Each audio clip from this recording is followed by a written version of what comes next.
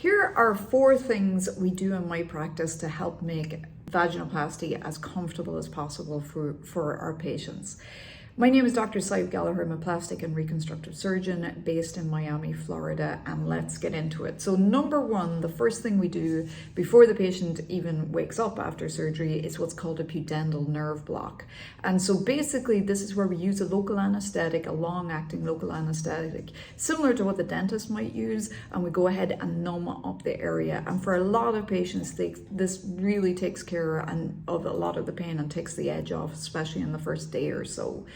The next thing I do is the dressing. So I find this is really important to make sure our patients are as comfortable as possible, and I never sew a dressing into position for this reason. So instead we use a tape that's gentle on the skin, we put that on, and typically we're going to go ahead and get rid of that dressing in most patients on the second day after surgery, once the patient is up and moving around. And the reason I want to get rid of it is sometimes that tape, even though it's gentle, can still pull on the skin, and we want everything to be as comfortable as possible.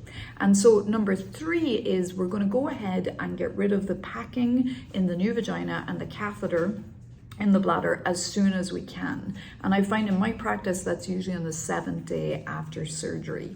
And this visit is nothing to be worried about. It's usually quick, pretty painless. If you do feel something, we do some deep breathing, get through it that way, but it's really something patients shouldn't be worried about. And in fact, most patients should look forward to this visit, because oftentimes in the days after surgery, as the nerves in the pelvis are beginning to wake up and you're beginning to get sensation back, oftentimes the catheter and the packing can, really cause some pressure down there, not necessarily pain, but most patients feel 10 times better once we get rid of the packing and the catheter. They get a whole new lease of life and make a huge bound forward in their recovery.